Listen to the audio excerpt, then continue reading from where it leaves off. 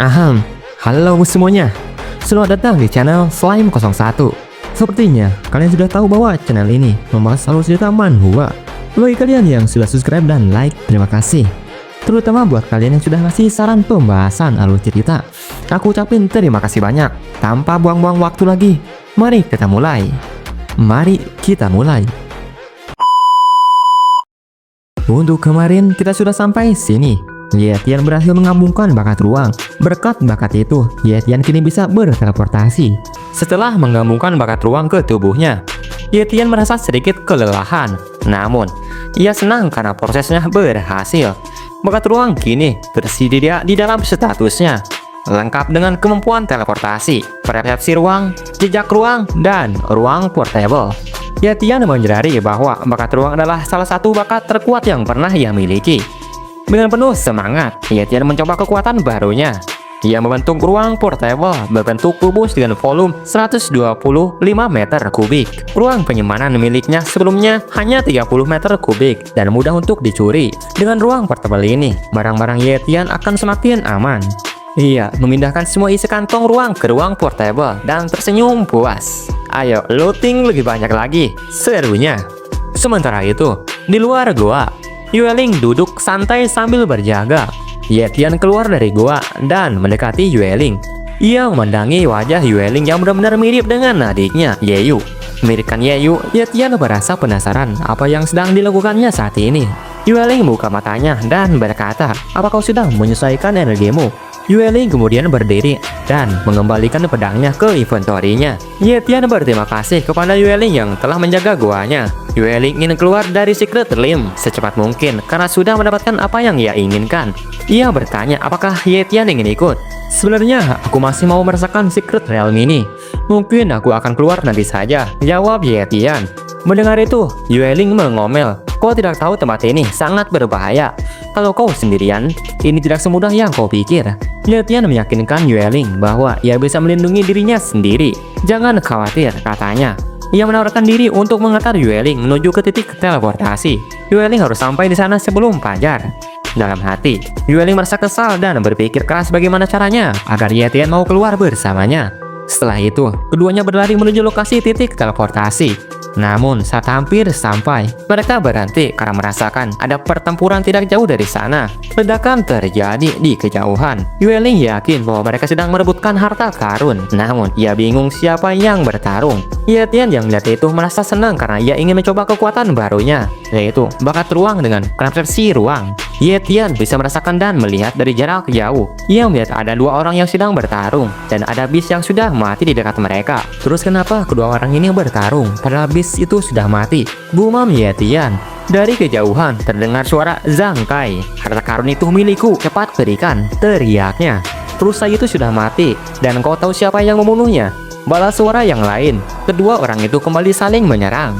Sementara itu, di atas bukit, Ye Tian dan Yueling mengamati pertempuran itu. Yueling mengenali kedua orang itu, Ling Kang dan Zhang Kai. Ia terkejut karena hubungan antara keluarga Li dan keluarga Zhang selalu baik. Kenapa keduanya saling membunuh? Pikir Yueling. Ye Tian menggunakan persepsi ruang sekali lagi untuk memperjelas alasan pertarungan itu. Mereka pasti merebutkan harta karun, tapi di mana? Pikirnya. Ye Tian kembali fokus pada bis yang sudah mati dan akhirnya menemukan sesuatu yang tumbuh di mulut monster itu. Pertarungan antara Ling Kang dan Zhang Kai terus berlanjut sampai pada suatu saat keduanya saling terkena serangan telak dan tergeletak di tanah. Tampaknya kedua orang itu mati di waktu yang bersamaan. Yueling menyadari hal tersebut dan tidak menyangka kedua orang itu akan mati bersamaan. Dengan langkah cepat, Yueling menuju ke lokasi pertempuran. Ye Tian yang penasaran bertanya, "Kau mau kemana? Bukannya kau mau ke gerbang teleportasi?" "Sayang sekali kalau mereka tidak di-looting," jawab Yueling dengan nada bersemangat. Ye Tian mengikuti dari belakang dan menyarankan, "Kali ini tidak akan membagi rata hasil looting. Siapa yang pertama mendapatkannya, maka dia yang akan memilikinya." Tanpa pikir panjang, Yueling langsung menyetujuinya. Yueling juga mengatakan, "Jangan menyesal nanti." "Aku tidak akan pernah menyesal," kata Ye Tian dalam hati. Ia menambahkan dengan nada licik, "Kalau kau bisa menemukan tanaman spiritual itu, maka aku yang kalah," ujar Ye Tian dalam hatinya. Yueling semakin mempercepat langkahnya. Oke, kalau begitu, jangan salahkan aku nanti, serunya. Kenapa? Tanya Tian pura-pura kaget. Yueling tidak menjawab dan terus berlari. Ia tiba di lokasi pertempuran yang sudah berakhir. Li Kang dan Zhang Kai tergeletak mati. Aku datang pertama, aku akan mengumpulkan kantung penyimpanan mereka, kata Yueling sambil mulai mengambil kantung penyimpanan Zhang Kai. Dengan senyum lebar, Yueling berhasil mendapatkan kantung penyimpanan Zhang Kai. Terlihat dia sangat senang. Sementara itu, Tian tetap fokus pada tujuannya. Bis yang sudah mati, ia mendekati bis itu dan bertanya, "Apa kau mau melihat ini?" Yueling yang sedang memeriksa hasil jarahannya menjawab dengan nada acuh tak acuh, "Mayat bis raksasa, badannya memang besar, tapi itu tidak berharga. Kalau kau mau, kau boleh mengambilnya." "Aku tidak mau." "Apakah kau yakin?" tanya Tian sekali lagi. Yueling dengan kesal berteriak, "Tidak mau, terserah kau apakan monster itu." Tian senang mendengar jawaban Yueling. "Kalau begitu, jangan menyesal," katanya. Dengan semangat, Tian membuka mulut besar monster itu dengan kedua tangannya. Ia melihat ada bunga yang tumbuh di lidah monster itu.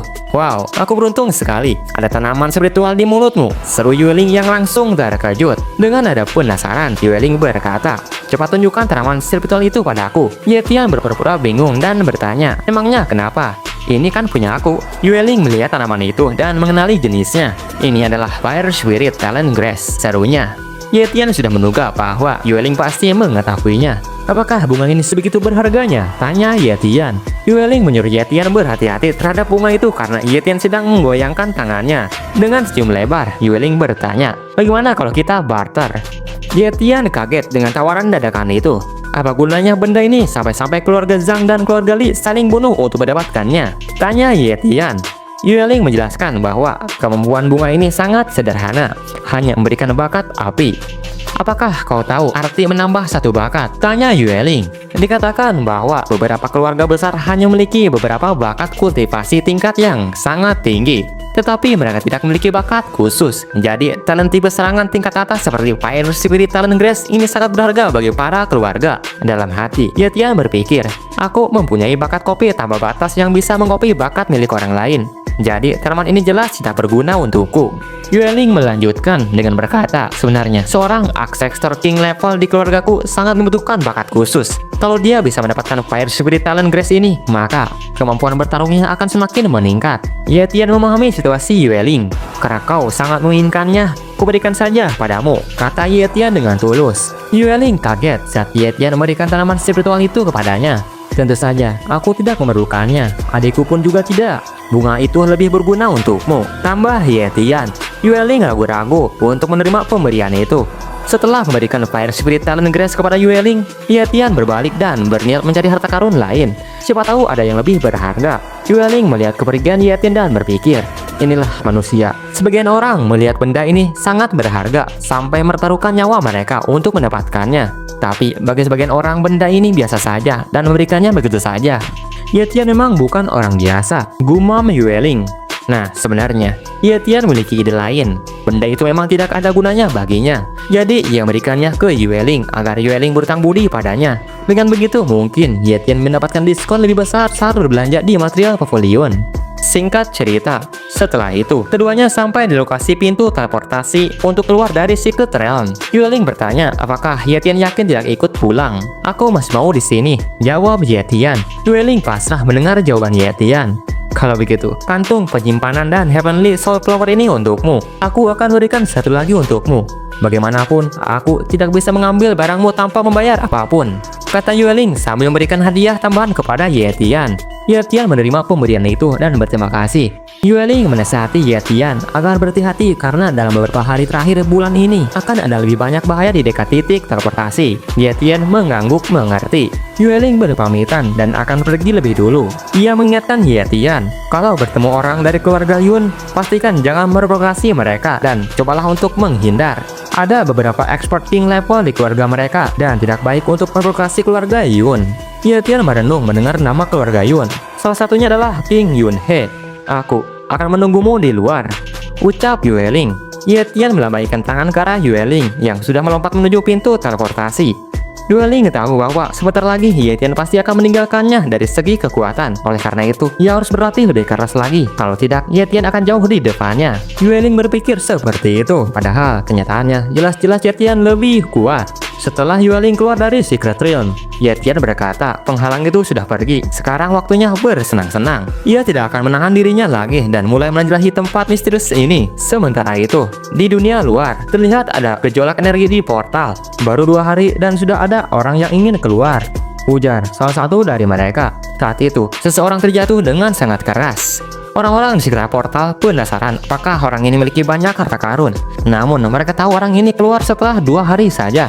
Dan dari luka parah yang ia terima, orang ini pasti sangat lemah dan tidak mungkin memiliki harta karun yang bagus, pikir mereka. Meskipun begitu, mereka tetap ingin merebut harta yang ia punya.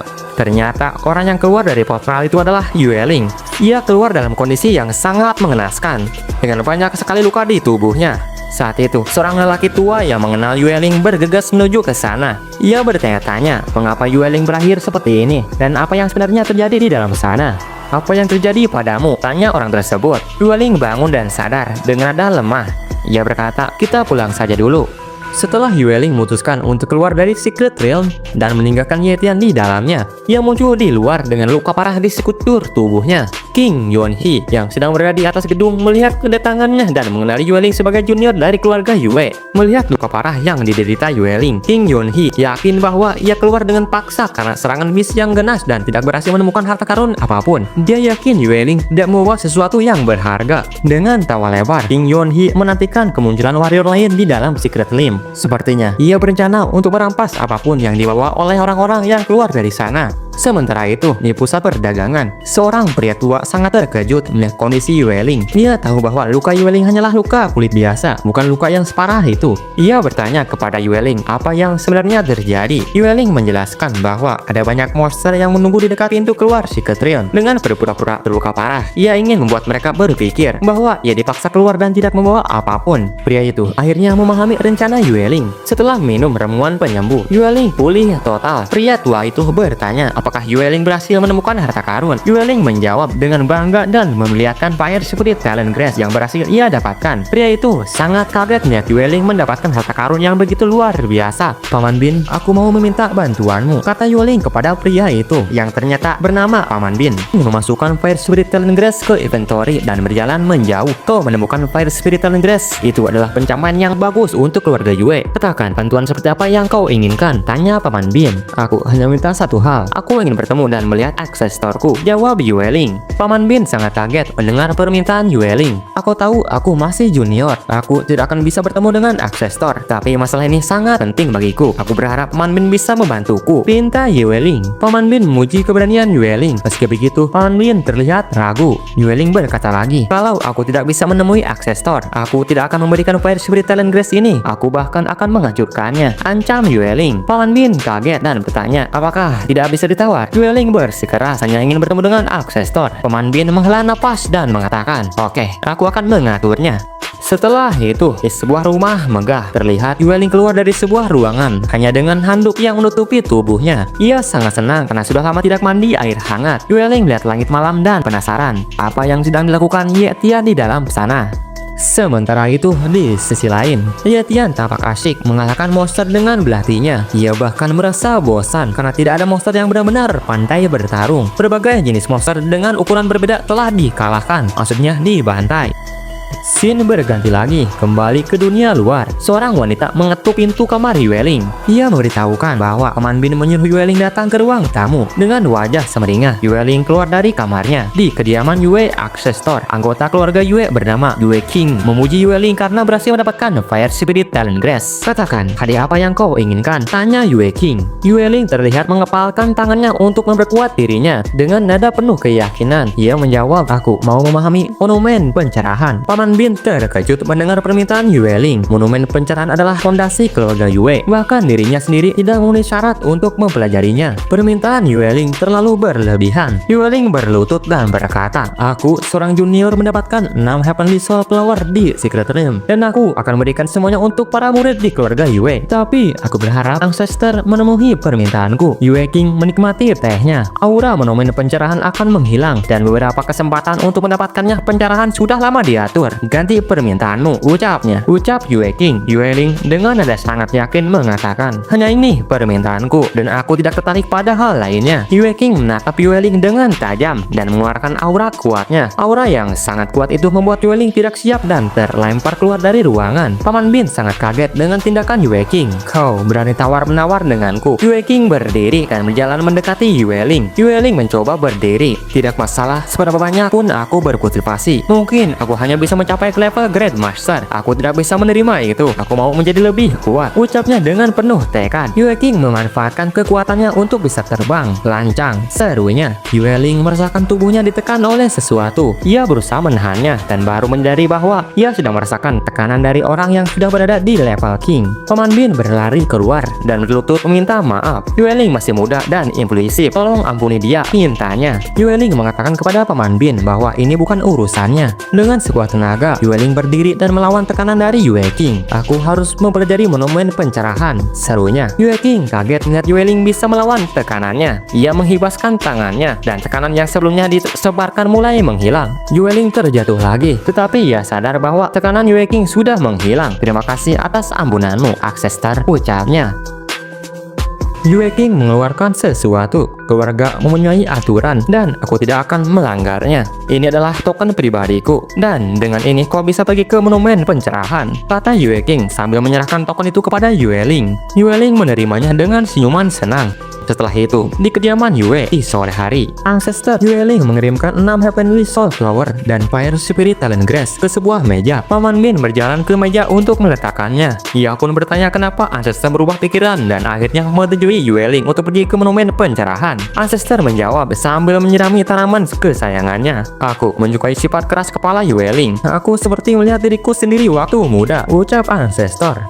Sementara itu, di lain sisi, di Secret Realm, Tian dengan susah payah memanjat tebing curam. Dengan senyum lebar, berhasil meraih keincarannya, sebuah tanaman ginseng yang tumbuh di sana. Namun, saat akan kembali turun, Tian kehilangan pijakannya dan terjatuh dari ketinggian. Untungnya, ia mendarat di air sehingga tidak mengalami luka serius. Dengan susah payah, Tian berenang ke tepian dan akhirnya bisa keluar dari air. Ia melemparkan tanaman spiritual yang baru didapatkannya ke dalam ruang portable miliknya. Kemudian, Tian mengeluarkan semua tanaman spiritual yang berhasil ia kumpulkan selama berapa di Secret Lab. Aku cukup beruntung bisa menemukan tanaman spiritual sebanyak ini dalam beberapa hari. Selain itu, aku juga mendapatkan keuntungan dari para beast yang kubunuh, gumam Tian sambil tersenyum puas. Namun sayangnya memudar saat menjadi bajunya basah kuyup. Ia segera mengganti pakaiannya. Untungnya, Yayu menyuruhnya untuk membawa pakaian ganti sebelum pergi ke Secret Lab. Saat itu, Tian sibuk dengan pikirannya. Sebuah bayangan beast terus menguasai gerak-gerik dari kejauhan. Tak lama kemudian Tian selesai mengganti bajunya dan kini terlihat sangat keren. Mengenakan hoodie santai. Aku akan istirahat untuk malam ini, pikir Tian. Namun tiba-tiba perutnya berbunyi dengan keras. Tian merasa lapar dan ingin mencari makanan di sekitar sini. Saat itu Tian menoleh karena mendengar suara langkah kaki. Ternyata suara itu berasal dari seekor babi hutan monster. Tian kaget sekaligus senang. Apa yang dicari malah datang sendirinya, serunya dengan nada gembira. Selanjutnya, sepertinya kita sudah tahu apa yang terjadi.